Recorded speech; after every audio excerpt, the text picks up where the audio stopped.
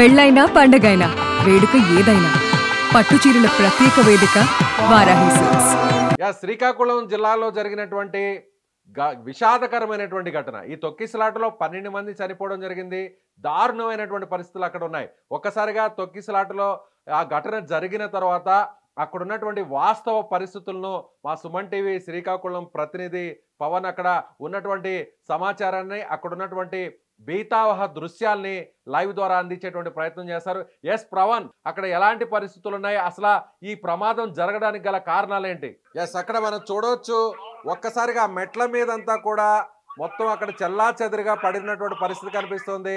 ముఖ్యంగా అక్కడ ఆ మెట్ల మార్గంలో చూడొచ్చు, అంటే అక్కడ రైలింగ్ కూడా కోల్పోయింది. ఎస్ పవన్, అక్కడ పరిస్థితిని చూపించండి. అక్కడి నుంచి దూరం ఉంటుంది. ఇక్కడ నుంచి ఆలయం గర్భగుడి చూసుకుంటే సుమారు ఒక 100 అడుగుల దూరంలో అయితే గర్భగుడి ఉంది. సో ఈ 100 అడుగుల గర్భగుడి దూరంలో ఉన్నప్పటికీ కూడా ఇది ముందుగా అంటే ఆలయంలోకి ప్రవేశ మార్గం అవ్వడం, ఇది నూతనంగా నిర్మించినటువంటి గుడి. దాన్ని బట్టి అయితే ప్రవేశ మార్గం ఇక్కడ ఉండడం బట్టి ఒక్కసారి అయితే భక్తులు ఇదే త్రోవ నుంచి వెళ్ళడం, ఇదే త్రోవ నుంచి రావడం అనుకోని పరిస్థితులు అయితే ఇక్కడ అయితే ఈ దుర్ఘటన జరిగిందని అయితే మనకి ఇక్కడ స్పష్టంగా అవుతుంది. సో అంటే ప్రమాదం జరిగింది ఇప్పుడు మనకు కనిపిస్తుంది. మీ వెనకున్నటువంటి ఆ రైలింగ్ కూలిపోవడం వల్ల అక్కడేనా చనిపోవడం జరిగింది? ఆ మెట్ల మీద ఉన్నటువంటి రైలింగ్ దగ్గర ఏదైతే మెట్ల దగ్గర చూసామో, ఈ రైలింగ్ చూసామో, ఈ మెట్ల ప్రమాదం జరిగింది. ఈ రైలింగ్ దగ్గర నుంచి ఇటువంటి ఇక్కడ మనం ఇక్కడ చూసినట్లయితే ఈ సైడ్ కూడాను ఒకసారి చూడండి. ఈ సైడ్ చూసినట్లయితే ఇందులో కూడాను ప్రమాదం బట్టి ఒక్కసారి ఊహించుకున్నాను. యువత అయితే పైనుంచి గెంతడం జరిగింది. ఎస్, అంటే అక్కడ మీరు స్పాట్కి వెళ్ళారు పవన్. అక్కడ ఆ ప్రాంతంలో అంటే ఆ మెట్ల మీద, ఆ గర్భగుడికి బయట ఉన్నటువంటి ఆ మెట్ల మీద ఒక్కసారిగా ఎంతమంది అక్కడ చేరుకోవడం జరిగింది? ఆ క్యూ లైన్ లో సుమారు ఇక్కడ ఒక 20,000 నుంచి 30,000 మంది వరకు అయితే ఇక్కడికి వచ్చారనేది అంటే అంచనా అండి. సో ఒకసారి ఆ కెమెరామెన్ కూడా చెప్పండి, ఆలయం బయట ఉన్నటువంటి ఆ పరిసర ప్రాంతాలను కూడా ఒకసారి చూపించేటువంటి ప్రయత్నం చేయండి. సో ఇది ఆలయం. ఎస్, మీకు కనిపిస్తున్నటువంటి ఆలయ ముఖద్వారం ఇదే. ఈ ప్రాంతం మీదుగానే ఆ క్యూ లైన్లన్నీ కూడా, వేల మంది ఉన్నటువంటి ఆ క్యూ లైన్లన్నీ కూడా ఈ ప్రాంతం గుండానే నేరుగా గర్భగుడిలోకి వెళ్ళినటువంటి పరిస్థితి కనిపిస్తుంది. పోలీసులు వెంటనే అక్కడికి చేరుకోవడం జరిగింది.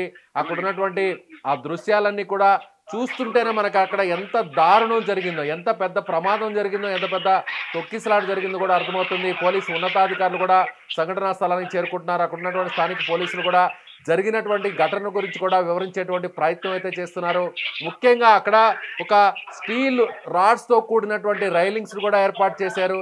కానీ వందల సంఖ్యలో ఆ మెట్ల మీదకు చేరుకోవడం వల్లే ఈ ప్రమాదం జరిగినట్టుగా మనకి చాలా స్పష్టంగా అర్థమవుతోంది.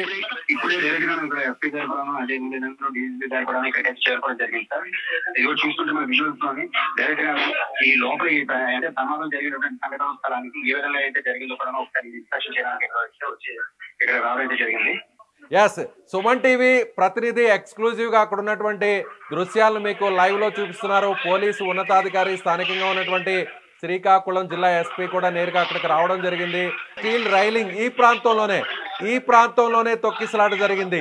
ఈ ప్రాంతంలోనే వందల మంది అక్కడ క్యూ లైన్ లో ఉండడంతో అక్కడ చిన్నపాటి తోపులాట జరగడంతో ఆ తోపులాటలో ఒక్కసారిగా వీళ్ళందరూ కూడా మెట్ల మీద కూలిపోవడం జరిగింది. ఒకరి మీద ఒకరు పడిపోవడం, ఒకరి మీద ఒకరు పదుల సంఖ్యలో పడిపోవడంతో, ఒక్కొక్క వ్యక్తి మీద పదుల సంఖ్యలో పడిపోవడంతోనే ఈ ప్రమాదం జరిగింది. అక్కడ ఉన్నటువంటి సిచ్యువేషన్, అక్కడ ఉన్నటువంటి దృశ్యాలు, ప్రమాద దృశ్యాలను ఒకసారి మీరు లైవ్ లో సుమన్ టీవీ లైవ్ లో ఎక్స్క్లూజివ్ గా చూస్తున్నారు. అక్కడ ఉన్నటువంటి కొబ్బరికాయలు, పూజా సామాగ్రి, మహిళలందరూ కూడా ఆ వెంకన్నను తొలి ఏకాదశి రోజున, కార్తీక మాసం రోజున దర్శించుకోవాలనేటువంటి ఒక ఆలోచనతో, ఓ భక్తి భావంతో అక్కడికి వెళ్ళినటువంటి పరిస్థితి. కానీ అనూహ్యంగా జరిగినటువంటి ఈ ప్రమాదం కారణంగా వారందరూ కూడా చనిపోయారు. ఎస్, అక్కడ కనిపిస్తుంది ఆ మెట్ల వెనుకున్నటువంటి ఆ ప్రాంతం సరిగ్గా అదే ప్రాంతం. సరిగ్గా ఇప్పుడు మీకు కనిపిస్తున్నటువంటి ఈ ఆలయ ముఖద్వారమే. సో కొన్ని నెలల కిందట ఈ ఆలయాన్ని ఓపెన్ చేయడం జరిగింది. పవన్, ఆ క్యూ లైన్లు ఎక్కడి నుంచి ఎక్కడి వరకు ఉన్నాయి, ఏ ప్రాంతం నుంచి ఏ ప్రాంతం వరకు క్యూ లైన్లు ఉన్నాయి, ఒకసారి చూపించే ప్రయత్నం చేస్తారా?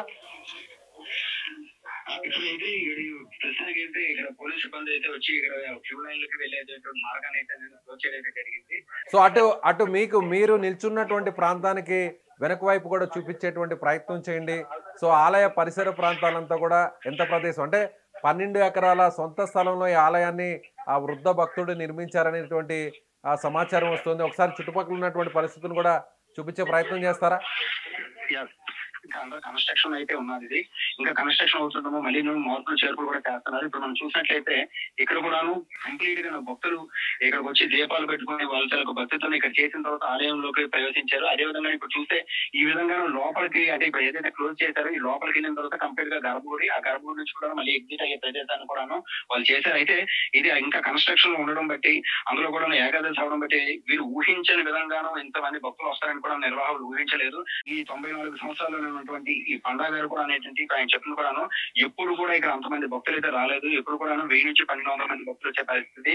అలాంటిది ఈ రోజు చాలా ఊహించకుండానే చాలా ఎక్కువ మంది రావడము ఇలా తొక్కిసలాట అయిందని అయితే ఎక్స్ప్లెయిన్ చేస్తారు. సో ఇప్పుడు సరిగ్గా మీరు నిల్చుకున్నటువంటి ప్రాంతం నుంచి గర్భగుడిని ఒకసారి చూపించే ప్రయత్నం చేస్తారా? అలాగే తొక్కిసలాట జరిగినటువంటి ఆ ప్రాంతాన్ని కూడా ఒకసారి చూపించే ప్రయత్నం చేస్తారా?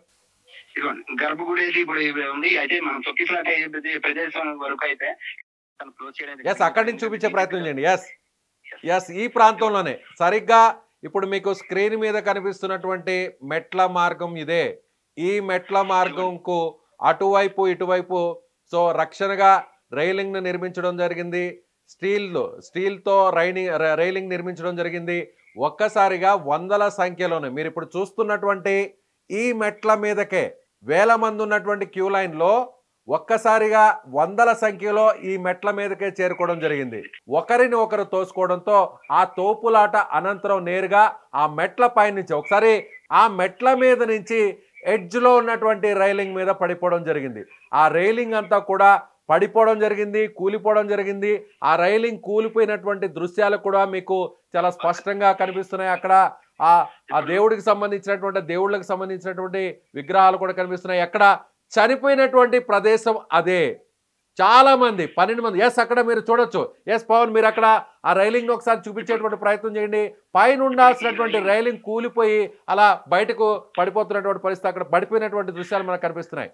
అయితే ఇప్పుడు ఈ రైలింగ్ ఇరిగిపోవడంతో ఇక్కడ ఇప్పుడు మనం ఏదైతే చూస్తున్నామో ఇదే ప్రదేశంలోని చాలా మంది వృద్ధులు, అంటే అందరూ కూడాను 60-70 సంవత్సరాల వయసు ఉన్నటువంటి స్త్రీలు ఎక్కువ మంది ఇక్కడ రావడము, వాళ్ళు కూడా ఈ రైలింగ్ నుంచి కింద పడిపోయి ఈ తొక్కిసలాట్లో అయితే చనిపోయే పరిస్థితి ఇదే ప్రదేశంలో అయితే వీళ్ళు ఇక్కడ పడిపోయి చనిపోయినటువంటి ప్రదేశం ఇదే. ఇవన్నీ కూడా చెల్లాచెదురుగాను పడి ఉండడంతో ఇక్కడ ఈ తొక్కిసలాట ఎంత తీవ్రత ఉన్నదో అని కూడా మనకు అర్థమవుతుంది స్పష్టంగా.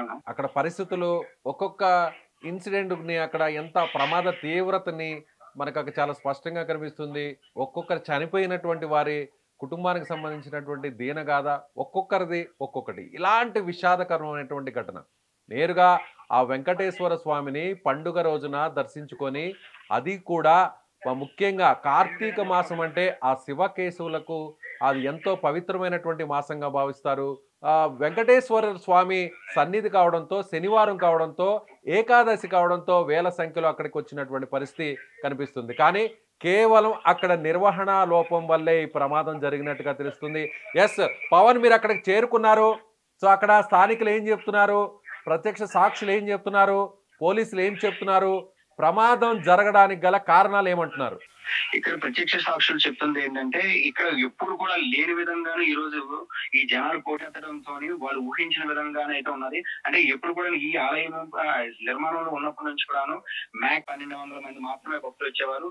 1000 నుంచి 1200 మంది వచ్చినప్పుడు భక్తులు అసలు ఎటువంటి ఇబ్బంది లేకుండానైతే ఇక్కడ నుంచి వచ్చి మళ్ళీ దర్శనం చేసుకొని బయటకు వచ్చే మార్గం అయితే వాళ్ళకి అంటే 1000 మందికి అయితే సరిపోయేది. అయితే ఊహించిన విధంగా 20,000 నుంచి 30,000 మంది, సుమారు 50,000 మంది ఈ భక్తులు అయితే పోటెత్తడంతో ఇక్కడ ఈ రైలింగ్స్ ఇప్పుడు మనం చూసినటువంటి స్టీల్ రైలింగ్ ఇవన్నీ కూడా ఎరిగిపోవడం బట్టి ఒక్కసారి ఏమవుతుందని భయంతో కుర్రోలు కూడాను గెంతడం అయితే జరిగింది. అంటే ఒకరి మీద ఒకరి గెంతడంతో తొప్పిసలాట అయిపోయి దాని మీద నుంచి ఇక్కడికైతే వచ్చేది జరిగింది. ఈ ఇన్సిడెంట్ అయితే జరిగింది సార్. అదే విధంగానే ఇప్పుడు నిర్వాహకులు మేము చూస్తే ఇదంతగానో బౌండరీ కట్టేది కూడాను, అదే విధంగా చుట్టూ కనబడుతున్నటువంటి కొబ్బరి తోట ఇదంతగానో ఒక 12 ఎకరాల విస్తీర్ణంలోని ఆయన సొంత స్థలంలో నిర్మించినటువంటి ఆలయం కావడంతో ఇదంతా ప్రైవేట్ విధంగాను వాళ్ళు అంటే ఆయనకి తిరుపతిలో జరిగినటువంటి అవమానం దృష్టిలో పెట్టుకుని అది ఇంకే భక్తుడికి జరగకూడదు, ఎటువంటి పేదోడు కూడా జరగకూడదు, ఆ వెంకన్న స్వామి అందరికి కూడా దర్శనం ఇవ్వాలి అని చెప్పి ఈ రోజు ఇక్కడ ఆయన సొంత స్థలంలోనైతే కట్టడం జరిగింది. అటువంటిది ఈ 12 ఎకరాల స్థలంలోని విస్తీర్ణం ఇంకా నిర్మాణంలో ఉంటున్నప్పుడు గుడి ఈ ప్రారంభ దశలోనే ఇలాంటి దుర్ఘటనలు జరగడం అన్నది